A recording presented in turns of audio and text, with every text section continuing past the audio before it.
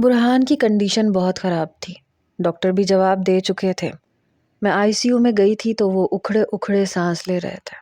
میں رونے لگی۔ میری ساس، سسر اور طلحہ بھی اندر آ چکے تھے۔ میرا سر برہان کے سینے پہ تھا۔ اس کی ڈوبتی ہوئی سانسیں میرا دل ہلا رہی تھیں۔ وہ کہنے لگے، امی میری ہیر اور میرے بچے کا خیال رکھیے گا۔ میری ساس روتے ہوئے کہنے لگی، تمہیں کچھ نہیں ہوگا میرے بچے۔ امی میں اب بچ نہیں پاؤں گا، اس لیے آپ سے ایک وعدہ چاہتا ہوں۔ یہ کہہ کے انہوں نے میرا ہاتھ پکڑا اور اشارے سے طلحہ کو اپنے پاس بلایا۔ وہ برہان کے قریب آ گیا۔ طلحہ کا ہاتھ پکڑ کے میرا ہاتھ اس کے ہاتھ پہ رکھ دیا۔ میری بیوی اور بچے کو تنہا مت چھوڑنا۔ میں نے جلدی سے اپنا ہاتھ طلحہ کے ہاتھ سے کھینچا تھا۔ نہیں برہان، آپ کو کچھ نہیں ہوگا، میں آپ کے بغیر نہیں جی سکتی۔ لیکن ان کا ہاتھ ایک دم سے نیچے کی طرف ڈھلک چکا تھا۔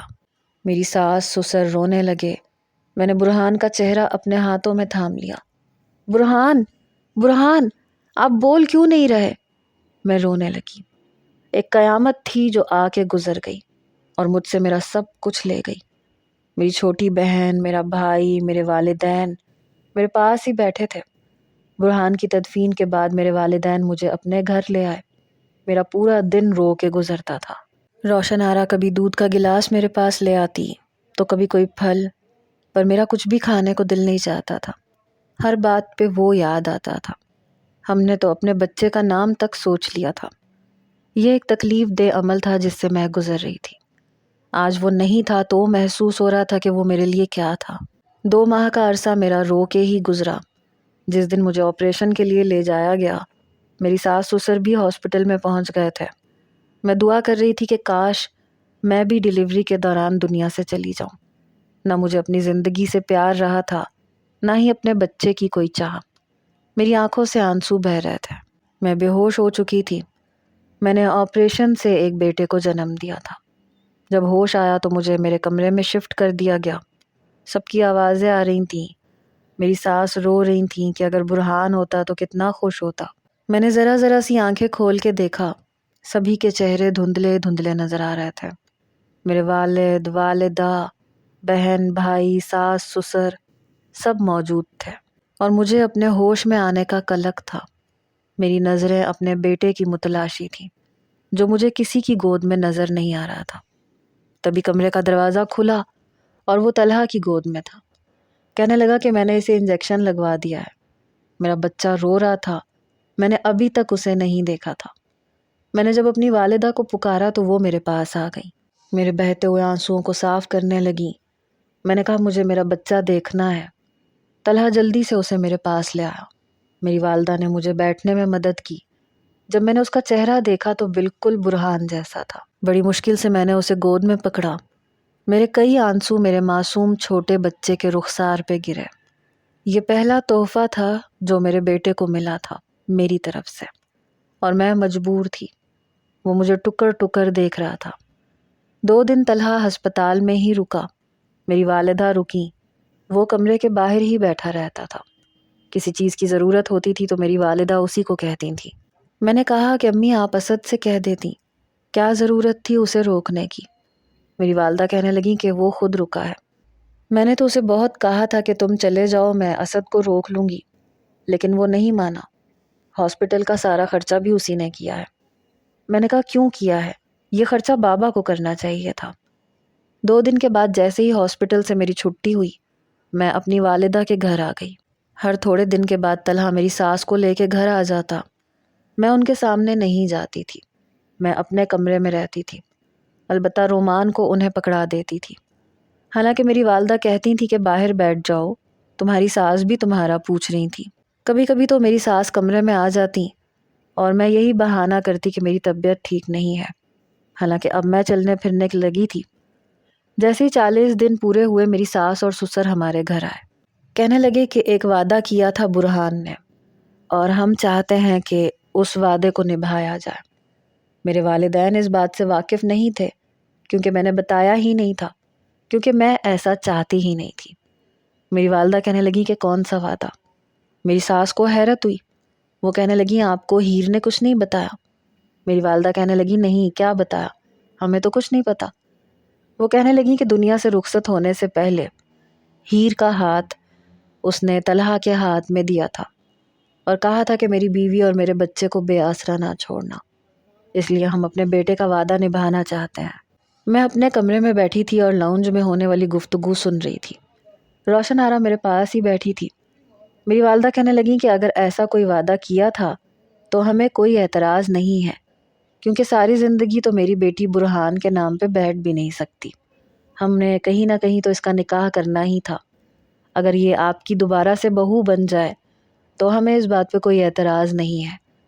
لیکن میں اٹھ کے کمرے سے باہر آ گئی۔ میں نے کہا مجھے اعتراض ہے۔ میری ساس میری طرف دیکھنے لگی۔ میں نے کہا مجھے یہ رشتہ منظور نہیں ہے۔ برہان نے جاتے ہوئے جو وعدہ کیا تھا وہ ان کی محبت تھی، میرے لیے، میرے بچے کے لیے۔ انہوں نے جذبات میں آ کے کہہ دیا، لیکن ضروری نہیں ہے کہ اسے پورا کیا جائے۔ میری ساس چپ چاپ میرا چہرہ دیکھ رہی تھی۔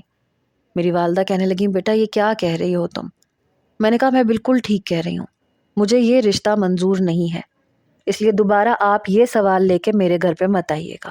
میں نہیں چاہتی تھی کہ طلحہ مجبوراً اس رشتے کو نبھائے یا اپنے بھائی کے وعدے کو نبھائے۔ میرے سسر کہنے لگے کہ بیٹا انکار کی بھی کوئی وجہ تو ہوگی۔ میں نے کہا بس میرا دل نہیں مانتا۔ میری ساس کہنے لگیں کہ بیٹا یہ تمہارے شوہر کی خواہش تھی۔ میں نے کہا جانے والوں کی خواہش کا احترام کرنے کے چکر میں جینے والوں کی زندگی مشکل میں مت ڈالیں پلیز۔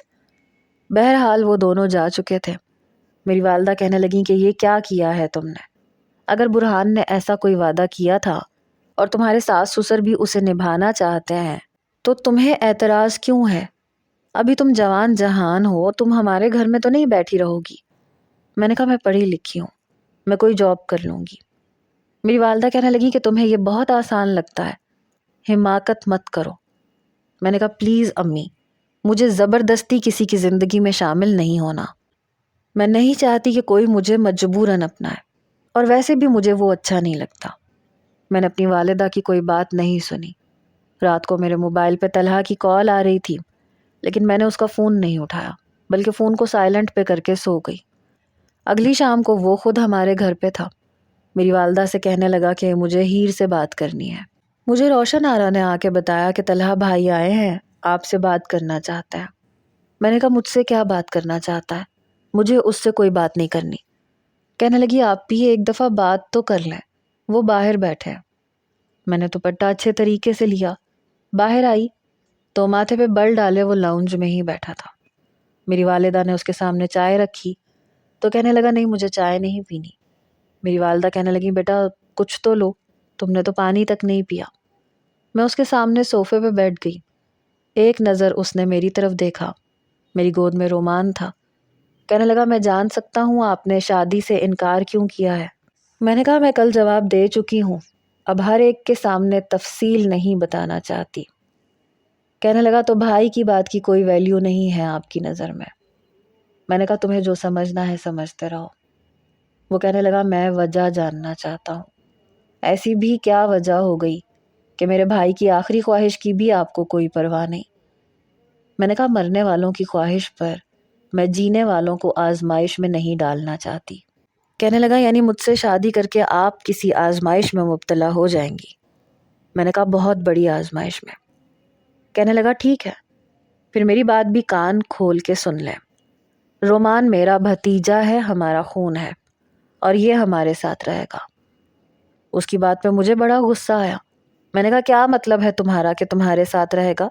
یہ میرا بھی بیٹا ہے۔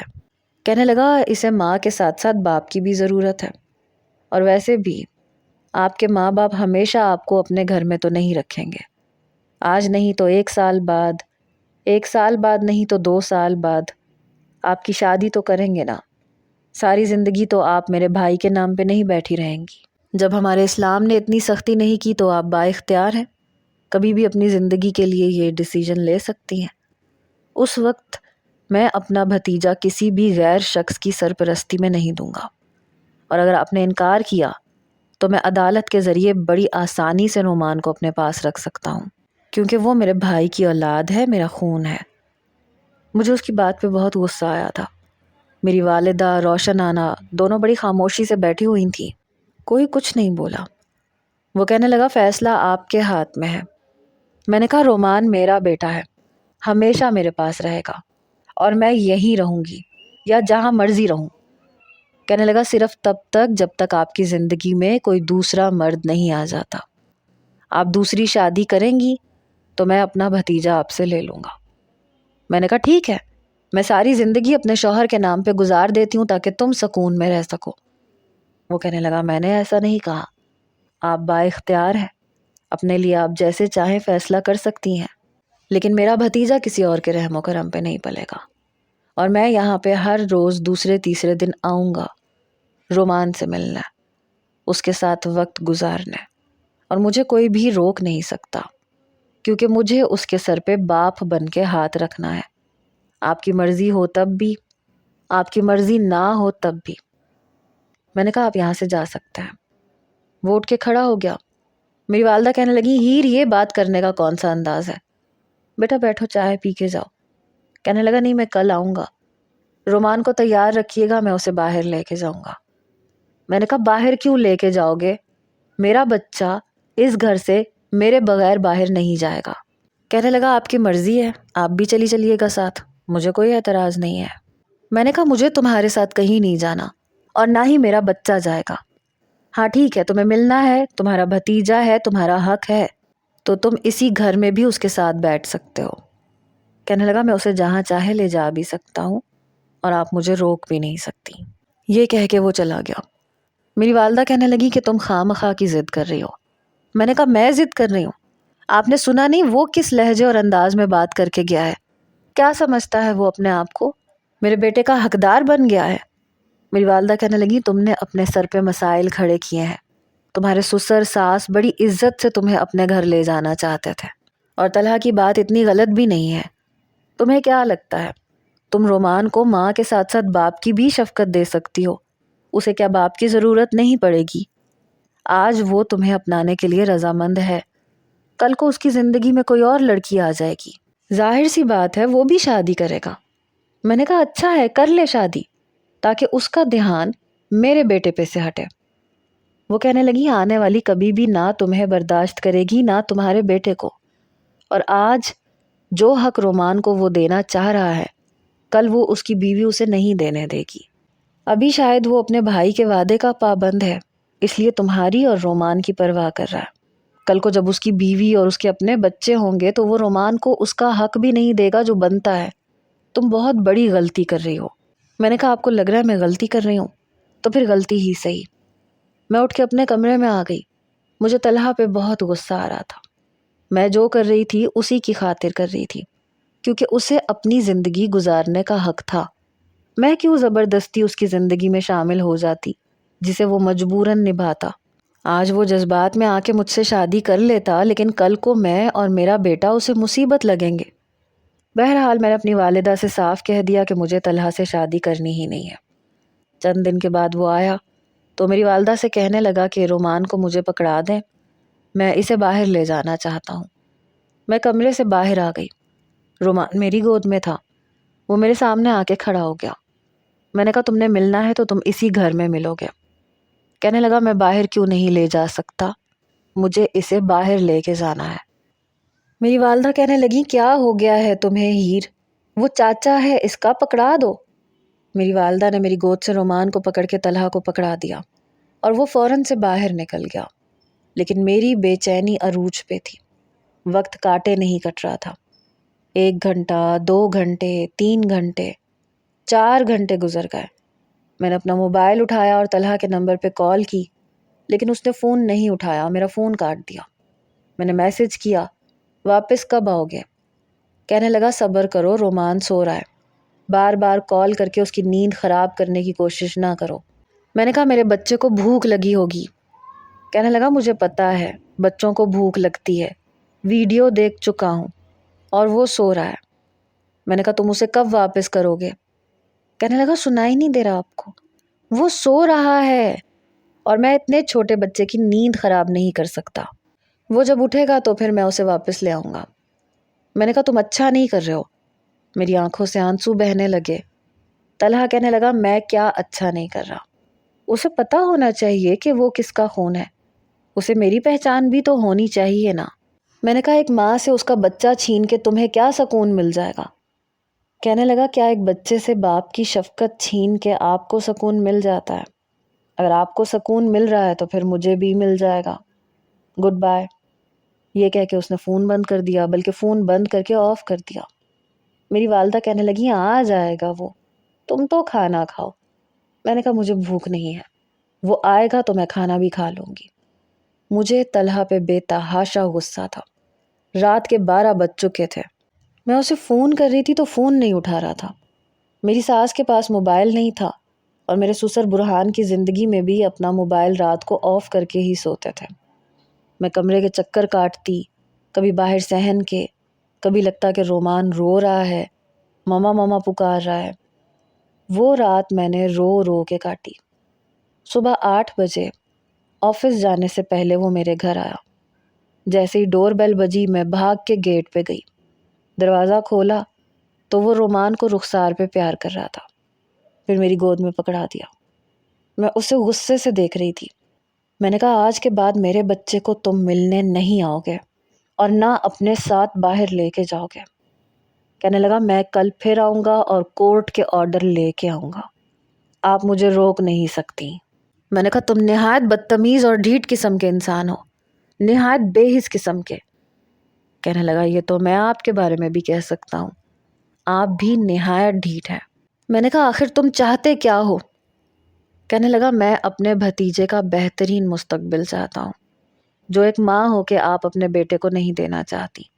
مجھے پتا ہے کہ آپ مجھ سے بہت نفرت کرتی ہیں، لیکن اس وقت آپ کو رومان کے بارے میں سوچنا چاہیے، کیونکہ میں اپنے بھائی سے کیا ہوا وعدہ ضرور نبھاؤں گا۔ آپ سیدھے طریقے سے نہیں نبھانے دیں گی تو پھر مجھے یہ طریقہ تو آزمانا پڑے گا۔ میں نے کہا میرا بچہ میری ذمہ داری ہے، میں تمہیں آزاد کرتی ہوں تمہارے بھائی کے ہر قسم کے وعدے سے۔ جاؤ جا کے شادی کرو، اپنا گھر بساؤ۔ کہنے لگا میں نے آپ سے مشورہ نہیں مانگا، بھائی نے مجھی سے وعدہ لیا تھا اور میں ان سے وعدہ نبھانے کا پابند تھا اور ہوں، آپ سے نہیں۔ میں جا رہا ہوں اور پرسوں پھر آؤں گا، اور پرسوں کی رات رومان پھر میرے ساتھ رہے گا، ایک رات آپ کے پاس، ایک رات میرے پاس۔ میں نے کہا میں اپنا بچہ تمہیں نہیں دوں گی۔ کہنے لگا میں کورٹ کے آرڈر لے کے آ جاؤں گا۔ پتہ نہیں وہ شخص چاہتا کیا تھا، میں اس کی زندگی برباد نہیں کرنا چاہتی تھی، اور ایک وہ تھا کہ پتہ نہیں اس کے سر پہ کیا سوار تھا، کیوں اپنی زندگی نہیں جی رہا تھا، کیوں میرے لیے آزمائش بنتا جا رہا تھا۔ میں رومان کو لے کے اپنے کمرے میں آ گئی، اسے اپنے ساتھ لگا لیا اور رونے لگی۔ وہ جان بوجھ کے مجھے پریشان کر رہا تھا، حالانکہ میں صرف اپنے بیٹے اور اپنے بارے میں نہیں سوچ رہی تھی، اس کے بارے میں بھی سوچ رہی تھی۔ اس کا حق تھا کہ وہ اپنی زندگی آزادانہ طور پہ گزارے۔ کبھی یہ خواہش تھی کہ وہ میری زندگی میں شامل ہوتا، لیکن جو حالات پیدا ہو گئے تھے میرے دل سے یہ خواہش ختم ہو کے رہ گئی تھی۔ اب میرے لیے میری پہلی ترجیح میرا بیٹا تھا۔ میں پورا دن اسی بارے میں سوچتی رہی کہ پھر آئے گا، میرے بچے کو لے جائے گا، اور میں رومان کے بغیر بنا پانی کی مچھلی کی طرح تڑپتی رہوں گی۔ یہ شاید میری بے بسی کی آخری حد تھی۔ میں نے طلحہ کو فون کیا، پہلی بیل پہ اس نے فون اٹھا لیا۔ جی کہیے، میں تم سے نکاح کے لیے تیار ہوں، صرف اپنے بچے کی خاطر۔ ٹھیک ہے، شام کو امی اور ابا آئیں گے نکاح کا وقت مقرر کرنے کے لیے۔ میں نے فون بند کر دیا، اپنی والدہ کو بھی اپنے فیصلے سے آگاہ کر دیا تھا۔ اسی شام میرے ساس اور سسر آئے اور آنے والے جمعے کے دن میرا نکاح طے کر دیا گیا۔ حالانکہ میری والدہ نے کہا تھا کہ کوئی فینسی جوڑا پہن لو، لیکن میرا دل نہیں چاہ رہا تھا۔ بڑی سادگی سے میں نے نکاح کیا اور سادگی سے ہی رخصت ہو کے اپنے گھر آ گئی، جہاں کہیں برہان کے ساتھ میں آئی تھی۔ اپنے کمرے میں جانے لگی، لیکن میری کلائی طلحہ کے ہاتھ میں تھی، اس لیے مجھے رکنا پڑا۔ کہنے لگا یہ میرا کمرہ نہیں ہے۔ اس نے تو اپنے ماں باپ کا بھی لحاظ نہیں کیا، میری کلائی پکڑ کے مجھے اپنے کمرے میں لے گیا۔ جیسے ہی کمرے میں داخل ہوئی میں نے اپنا ہاتھ اس سے چھڑوایا۔ اس وقت رومان اس کی گود میں تھا۔ میں صوفے پہ جا کے بیٹھ گئی، کچھ دیر وہ مجھے دیکھتا رہا، پھر کمرے سے باہر چلا گیا۔ پتہ نہیں کیوں لیکن مجھے بہت عجیب لگ رہا تھا، پتہ نہیں کیوں میری قسمت میں یہ شخص اس طرح سے آنا لکھا تھا۔ مجھے اپنی ان دعاؤں پہ افسوس ہونے لگا جب میں ناسمجھی میں یہ کہتی تھی کہ طلحہ ہر حال میں میرا ہو جائے اور میں ہر حال میں اس کی ہو جاؤں۔ وہ مجھے مل جائے، میرے اللہ وہ مجھے لازمی مل جائے، کسی بھی حال میں ملے۔ آج مجھے انہی دعاؤں پہ رونا آ رہا تھا۔ شاید اسی لیے کہتے ہیں کہ اپنی دعاؤں کو صحیح طریقے سے ماننا چاہیے۔ کس حال میں وہ مجھے ملا تھا مجھے اس کی ذرا بھی طلب نہیں تھی، اور جس حال میں اسے مل رہی تھی وہ بھی ایک مجبوری کا ہی رشتہ تھا۔ اسے صرف اپنے بھائی سے کیا ہوا وعدہ نبھانا تھا، نہ اسے میری چاہت تھی نہ مجھے اس کی چاہت تھی۔ بہرحال میں کافی دیر آنسو بہاتی رہی۔ 1 ڈیڑھ گھنٹے کے بعد وہ کمرے میں آیا تو رومان سو چکا تھا۔ بڑی آہستگی سے اس نے رومان کو بیڈ پہ لٹا دیا، پھر ایک چھوٹا سا کمبل اس پہ ڈال دیا۔ کہنے لگا اگر رونے دھونے کا شغل پورا ہو چکا ہو تو آپ آرام کر سکتی ہیں۔ میں نے کہا کیا میں کچھ دن اپنے کمرے میں رہ سکتی ہوں اپنے بیٹے کے ساتھ؟ کہنے لگا یہ آپ ہی کا کمرہ ہے اور یہاں آپ کو ہمیشہ رہنا ہے۔ میں نے کہا میرا مطلب ہے کہ میری بات یہیں تک پہنچی تھی کہ کہنے لگا آپ نے سنا نا، میں نے کیا کہا کہ آپ کا کمرہ یہ ہے۔ اس کے لہجے میں استحقاق سا تھا۔ پتہ نہیں کیوں میرا دل خوف کھانے لگا۔ میں نے تکیہ اٹھایا اور صوفے پہ لیٹ گئی۔ وہ میری طرف ہی دیکھ رہا تھا۔ گہری سانس لی اور رومان کے ساتھ لیٹ گیا۔ اپنا ہاتھ رومان کے سینے پہ رکھ دیا اور آنکھیں بند کر چکا تھا۔ رات کے 3 بجے رومان کو بھوک لگی اور وہ رونے لگا۔ میں فوراً سے جاگ گئی۔ میں فوراً سے بیڈ کے پاس آئی تاکہ رومان کو اٹھا سکوں، لیکن طلحہ بھی جاگ چکا تھا۔ اس نے فوراً سے رومان کو اپنی گود میں لے لیا۔ مجھ سے کہنے لگا جائیں فیڈر بنا کے لے آئیں، میں اسے سنبھالتا ہوں۔ وہ اسے چپ کروانے لگا۔ میں کمرے میں آئی، اسے گود میں لٹائے آنکھیں بند کیے بیڈ کے کراؤن سے ٹیک لگائے ہوئے تھا۔ شاید گہری نیند میں تھا، لیکن ساتھ ساتھ اسے اپنی ٹانگوں سے جھولا بھی جھلا رہا تھا تاکہ رومان روئے نہ۔ میں نے کہا اسے مجھے دے دو، میں اسے اپنے پاس سلا لیتی ہوں۔ میری بات سن کے اس نے آنکھیں کھول کے مجھے دیکھا۔ کہنے لگا کہاں سلائیں گی؟ صوفے پہ۔ آپ کو صوفے پہ اتنی جگہ نظر آتی ہے کہ رومان اور آپ دونوں سو سکیں؟ یہاں تو آپ سوئیں گی نہیں کیونکہ آپ کو مجھ سے بہت نفرت ہے۔ میں نے کوئی جواب نہیں دیا۔ اس کی گود سے رومان کو اٹھایا اور صوفے پہ جا کے بیٹھ گئی۔ فیڈر پیتے ہی وہ سو چکا تھا۔ کہنے لگا اسے بیڈ پہ لٹا دیں۔ میں نے رومان کو بیڈ پہ لٹا دیا۔ صبح میں جلدی اٹھ کے کمرے سے باہر جا چکی تھی۔ کچن میں جا کے ناشتہ بنانے لگی۔ میری ساس کچن میں آ گئی۔ بیٹا تم کیوں ناشتہ بنا رہی ہو؟ میں بنا دیتی۔ میں نے کہا نہیں میں کر لوں گی، کل بھی تو مجھے ہی کرنا ہے تو آج سے شروع کر دیتی ہوں، کیا فرق پڑتا ہے؟ کہنے لگی پھر بھی کچھ دن تو رہنے دو۔ میں نے کہا نہیں آنٹی میں کر لوں گی۔ رومان کے رونے کی آواز پہ میں چولہا بند کر کے کمرے میں گئی۔ دیکھا تو وہ بیڈ پہ اکیلا لیٹا تھا۔ میں نے اسے گود میں لیا۔ شاید طلحہ نہا رہا تھا۔ میں باہر آ گئی تو میری ساس نے رومان کو مجھ سے لے لیا۔ کہنے لگی تم ناشتہ بنا لو میں اسے پکڑ لیتی ہوں۔ میرے سسر بھی اٹھ گئے، وہ بھی رومان سے پیار کرنے لگے۔ دونوں ہی اس کی چھوٹی چھوٹی شرارتیں دیکھ کے مسکرا رہے تھے۔ جب طلحہ تیار ہو کے آیا تب تک میں ٹیبل پہ ناشتہ رکھ رہی تھی۔ اپنے والدین کو رومان کے ساتھ مسکراتا دیکھ کر اور اس کی حرکتوں پہ اسے پیار کرتا دیکھ کے وہ مسکرایا تھا۔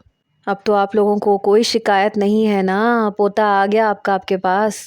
میرے سسر کہنے لگے ہاں گھر گھر لگ رہا ہے اب، ورنہ یہی گھر کاٹ کھانے کو دوڑتا تھا۔ اس نے بس رومان کے ماتھے پہ پیار کیا اور ڈائننگ ٹیبل پہ بیٹھ گیا۔ میرے ساس سسر بھی ٹیبل پہ بیٹھ گئے۔ میرے سسر نے رومان کو اپنی گود میں بٹھایا ہوا تھا۔ میں نے کہا انکل آپ اسے مجھے دے دیں، آپ ناشتہ کر لیں۔ کہنے لگے نہیں بیٹا آپ بیٹھو ناشتہ کرو ہمارے ساتھ۔ میں نے کہا نہیں مجھے بھوک نہیں ہے، اور ویسے بھی میں ناشتے میں صرف چائے کا کپ پیتی ہوں، اور وہ میں رومان کو پکڑ کے بھی پی سکتی ہوں۔ میں نے رومان کو ان کی گود سے پکڑ لیا اور ایک کپ میں چائے ڈالی اور ایک ایک گھونٹ پینے لگی۔ میری ساس بہت غور سے میرا چہرہ دیکھ رہی تھی، پھر ایک گہری سانس لے کے چپ چاپ ناشتہ کرنے لگی۔ دوپہر کا کھانا میں ویسے بھی نہیں کھاتی تھی، بس ایک رات کا کھانا تھا جو کھاتی تھی، اور وہ بھی صرف ایک روٹی۔ پورا دن اب رومان میری ساس کے پاس رہتا یا میرے سسر کے پاس۔ میرے پاس تبھی آتا جب اس نے سونا ہوتا تھا۔ میری ساس بھی اسے کھلانے لگتی تھیں، کہتی تھی جب سے آیا ہے میرا دل بہلا لیتا ہے، ورنہ تو دل لگتا ہی نہیں تھا۔ مجھے احساس ہو رہا تھا کہ اس گھر میں ایک بچے کی کتنی اشد ضرورت تھی، کیونکہ جب سے رومان آیا تھا میری ساس اور سسر کی دوائیاں چھٹنے لگی تھیں، ورنہ وہ دونوں ڈپریشن کی میڈیسن کھاتے تھے، لیکن اب رومان کی چھوٹی چھوٹی حرکتوں کو دیکھتے تو خوش ہوتے رہتے تھے۔ اسے چومتے، پیار کرتے، سینے سے لگاتے۔ میں بھی پورا دن اپنی ساس کے پاس ہی گزارتی تھی، اپنے سسر کو ابھی بھی پہلے کی طرح اخبار پڑھ کے خبریں سناتی، حالانکہ آج کل میڈیا کا دور تھا لیکن پھر بھی وہ اخبار سنتے تھے۔ میری ساس پتہ نہیں کیوں میرے چہرے کی طرف غور سے دیکھتی رہتی تھیں۔ ایک بار کہنے لگیں کہ جب سے تم آئی ہو میں نے تمہیں مسکراتے ہوئے نہیں دیکھا۔ اپنی آنکھیں دیکھی ہیں تم نے، کتنے ہلکے پڑ گئے ہیں، نہ ٹھیک سے کھاتی ہو، نہ پیتی ہو، نہ ہنستی بولتی ہو۔ اب تو 2 مہینے گزر گئے بیٹا، بہتر ہے کہ اپنے آپ کو تھوڑا سا بدلنے کی کوشش کرو۔ تم اکیلی تو نہیں ہو، رومان ہے، طلحہ ہے، اپنے لیے نہ صحیح تو ان دونوں کے لیے ہی صحیح۔ میں لان میں بیٹھی شام کی چائے ان کے ساتھ ہی پی رہی تھی جب انہوں نے مجھے یہ بات کہی۔ چھٹی کا دن تھا، میں نہیں جانتی تھی کہ طلحہ یہ بات سن چکا ہے۔ لاؤنج کے دروازے کی طرف میری پشت تھی، جب آ کے وہ میری برابر والی کرسی پہ بیٹھ گیا۔ میں کہاں ہوں امی ان کی زندگی میں ان کی زندگی میں کہیں نہیں ہوں، نہ انہیں میری کوئی پرواہ ہے۔ اس کی بات سن کے میں کچھ گھبرا سی گئی۔ میری ساس کہنے لگی کیا مطلب؟ کہنے لگا سامنے بیٹھی ہیں، پوچھ لیں ان سے، انہیں میری کوئی پرواہ نہیں ہے۔ ارے کیا کپڑے پہننے ہیں کیا نہیں پہننے، نہ کبھی پوچھا ہے نہ کبھی اس بات کا خیال رکھا ہے۔ مجھے کھانے میں کیا پسند ہے، کبھی اس چیز کی انہیں فکر نہیں ستاتی۔ یہ اس گھر میں صرف اس لیے آئی ہیں کہ ان کے بیٹے کو باپ کی شفقت مل سکے۔ انہیں نہ آپ سے محبت ہے، نہ بابا سے، نہ مجھ سے، اور نہ اپنے آپ سے۔ میں زبردستی کروں گا تو میں تو ویسے بھی برا لگتا ہوں ان کو، اور زیادہ برا لگوں گا، لیکن سامنے والے کو بھی انسان سمجھنا چاہیے، لیکن یہ نہیں سمجھتی۔ مجھے نہیں پتا تھا کہ وہ میری ساس کے سامنے میری شکایتیں شروع کر دے گا۔ میں اٹھ کے کھڑی ہو گئی۔ میری ساس کہنے لگی بیٹا یہیں بیٹھو، کیا کہہ رہا ہے طلحہ؟ میں نے کوئی جواب نہیں دیا، بس اپنے ناخنوں سے کھیلنے لگی۔ میری ساس کہنے لگی بیٹا دیکھو جو ہونا تھا وہ ہو چکا، اگر ہمارے اختیار میں ہوتا تو کیا ہم اپنے بیٹے کو یوں جانے دیتے؟ کیا کبھی کوئی ماں باپ یہ چاہتے ہیں کہ بوڑھے کندھے پہ اپنے جوان بیٹے کی میت کو اٹھائیں؟ کوئی ماں باپ ایسا نہیں چاہتے۔ جو جا چکا اس میں نہ تمہارا قصور تھا نہ ہم قصوروار ہیں۔ یہ قسمت کا کھیل ہے، یہ اللہ کا نظام ہے، آنے کی ترتیب ہے، جانے کی کوئی ترتیب نہیں ہے۔ اس لیے بہتر ہے کہ تم جو ہے اسے سنبھالنا سیکھو، اور میں یہ امید تم سے رکھتی ہوں کہ تم آئندہ شکایت کا موقع نہیں دو گی، اور کچھ نہیں تو کم از کم اپنے فرائض تو تمہیں نبھانے چاہیے، کیونکہ کسی نے تمہارے ساتھ زبردستی نہیں کی، تم اپنی مرضی سے نکاح کر کے اس گھر میں آئی ہو۔ میں اٹھ کے کھڑی ہو گئی اور اپنے کمرے میں چلی گئی۔ رومان سو رہا تھا، تبھی کمرے کا دروازہ کھلا، سامنے طلحہ کھڑا ہوا تھا۔ میں نے کہا سکون آ گیا میری شکایتیں لگا کے؟ میں چاہتی تو تمہاری بھی شکایت لگا سکتی تھی کہ تم نے میرے پاس دوسرا کوئی راستہ چھوڑا نہیں تھا، میرے بچے کو مجھ سے جدا کرنا چاہتے تھے۔ وہ میرے سامنے آ کے بیٹھ گیا۔ مجھے لگا تھا کہ ان 2 مہینوں میں آپ کو سمجھ آ گئی ہوگی کہ میں نے یہ سب کچھ کیوں کیا۔ بہت افسوس کی بات ہے کہ عقل شعور رکھتے ہوئے بھی آپ کو ابھی تک سمجھ نہیں آئی۔ رومان کے آ جانے سے میرے والدین کتنے خوش ہیں اور وہ کتنا خوش ہیں۔ وہ ایک مکمل زندگی جی رہا ہے۔ میرے ماں باپ اس عمر میں پوتے کے ساتھ ہنسنا بولنا چاہتے تھے۔ رومان کے آ جانے سے ان کی زندگی مکمل ہوئی ہے تو پھر میری بھی تو زندگی مکمل ہونی چاہیے۔ میں کیوں ادھوری زندگی جیتا رہوں؟ میرا کیا قصور ہے؟ صرف یہ کہ میں آپ کو اچھا نہیں لگتا۔ مجھے زبردستی کرنا پسند نہیں ہے ہیر، لیکن وہ بات ادھوری چھوڑ کے باہر جا چکا تھا۔ رومان 8 ماہ کا ہو چکا تھا مگر مما کہنے کے بجائے با با با با بولتا تھا۔ ابھی بھی اٹھ کے با با کی رٹ لگا رہا تھا۔ تبھی اس کی آواز سن کے طلحہ کمرے میں آ گیا، اسے گود میں پکڑ کے پیار کرنے لگا۔ وہ بھی اس کے رخسار پہ اپنے لب رکھ رہا تھا۔ طلحہ اسے باہر لے کے چلا گیا۔ جب میں باہر آئی تو میری ساس کھانا لگا رہی تھی۔ میں نے کہا آنٹی آپ نے کیوں لگایا، مجھے آواز دے دیتی۔ کہنے لگی نہیں میں کر لوں گی۔ ان کے ماتھے پہ بل تھے۔ کھانے کے دوران میرے سسر کہنے لگے پنڈی والے پروجیکٹ پہ کام کرنا ہے اور تمہیں 1 مہینے کے لیے پنڈی جانا پڑے گا، اور میں چاہتا ہوں کہ تم رومان اور ہیر کو اپنے ساتھ لے جاؤ۔ میں نے کہا نہیں مجھے کہیں نہیں جانا، میں یہیں رہوں گی آپ لوگوں کے پاس، اور پھر رومان کے بغیر آپ لوگوں کا دل بھی نہیں لگے گا۔ میری ساس کہنے لگیں دل تو نہیں لگے گا لیکن وہاں طلحہ بھی اکیلا ہو جائے گا۔ وہ کہنے لگا کوئی بات نہیں میں چلا جاؤں گا۔ نہیں تم کیوں اکیلے جاؤ گے، اپنی بیوی اور بچے کو ساتھ لے کے جاؤ۔ پھر مجھ سے کہنے لگیں تم اپنی تیاری کرو، تم طلحہ کے ساتھ ہی جاؤ گی۔ کمرے میں آ کے میں نے بڑے غصے سے بیڈ پہ بیگ رکھا اور اپنے کپڑے بھی رکھنے لگی، ساتھ میں رومان کے بھی۔ اس کے ساتھ ساتھ میں اپنے آنسو صاف کر رہی تھی۔ جب طلحہ کمرے میں آیا تو مجھے یوں غصے سے اپنے آنسو صاف کرتے دیکھ کے کہنے لگا، یہ مت سمجھیے گا کہ میں نے امی سے یہ بات کہی تھی۔ میں نے کہا جو آگ تم نے لگانی تھی وہ تم نے لگا دی، میرے سامنے صفائیاں پیش مت کرو۔ میں نے بھی اپنی تیاری کر لی۔ اگلے روز مجھے بھی اس کے ساتھ پنڈی جانا پڑا۔ گھر میں کوئی نہیں تھا، پورا دن میں اکیلی ہوتی تھی۔ رومان کا کام ہی کتنا ہوتا تھا، وہاں تو ساس تھی، سسر تھے تو دل لگا رہتا تھا۔ یہاں کی تنہائی مجھے کاٹ کھانے کو دوڑتی تھی۔ وہ رات کو کبھی 10 بجے آتا، کبھی 11 بجے، تب تک رومان بھی سو چکا ہوتا تھا۔ البتہ صبح وہ آفس لیٹ جاتا تھا۔ 2-3 گھنٹے رومان کے ساتھ وقت گزارتا تھا، لیکن مجھ سے بات نہیں کرتا تھا۔ اب میں تنگ آنے لگی تھی۔ کبھی کبھی دل چاہتا تھا کہ اس کا گریبان پکڑ کے جھنجھوڑ کے رکھ دوں۔ کیوں مجھے یہاں لے کے آیا تھا؟ کس چیز کی سزا دے رہا تھا؟ اس روز وہ 1 بجے گھر آیا۔ جیسے ہی گھر میں داخل ہوا میں نے کہا، کیا چاہتے ہو تم؟ کیوں تم نے میری زندگی جہنم بنا کے رکھ دی ہے؟ میں آج پھٹ پڑی۔ کہنے لگا، کیا کہا ہے میں تو آپ سے کچھ بھی نہیں کہتا۔ میں نے کہا، تم یہ جو مجھے کچھ نہیں کہتے نا، اسی چیز کی تکلیف ہے مجھے۔ کیوں مجھے یہاں لے کے آئے تھے؟ مجھے تنہائی کی سزا دینا چاہتے ہو؟ پورا دن میں کس طرح سے کاٹتی ہوں تمہیں اندازہ ہے اس بات کا؟ یہاں کوئی نہیں ہے جس سے میں بات کروں۔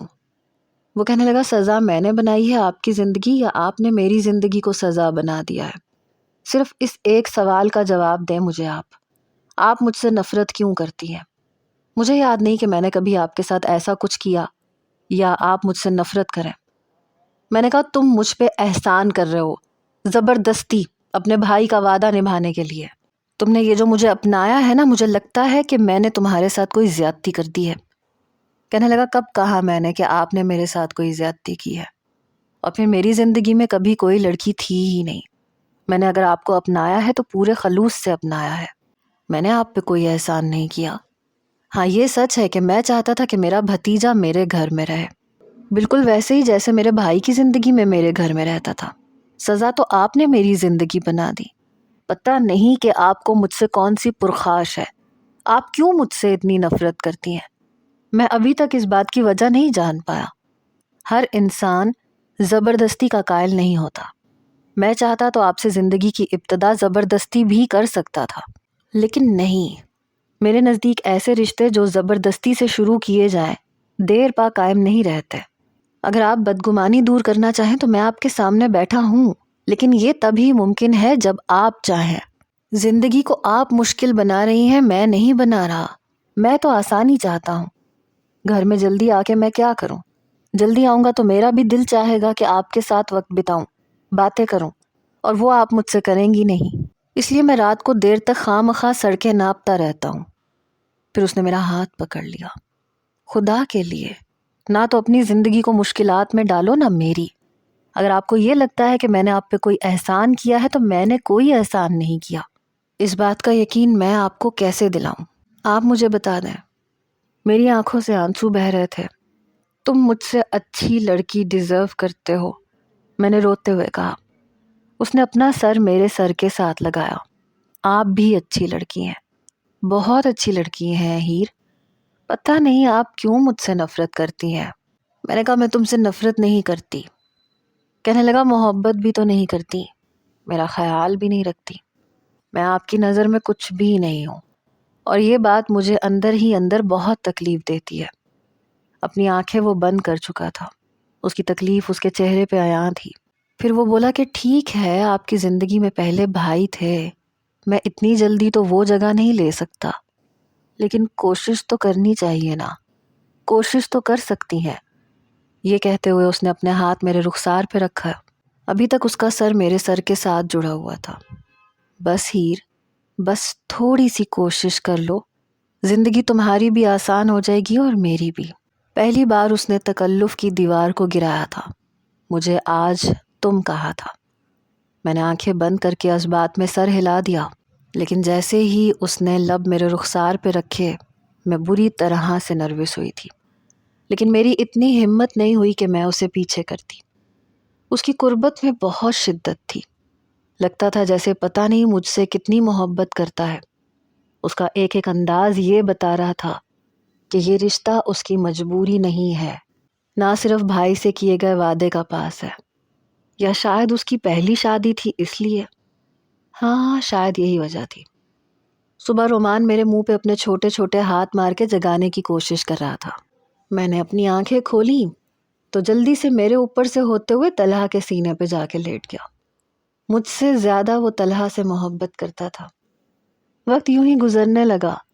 مجھے بہت جلد اس بات کا احساس ہو گیا کہ طلحہ یہ رشتہ مجبوری کے تحت نہیں نبھا رہا، اور یہ بات اس کا ہر انداز بتاتا تھا۔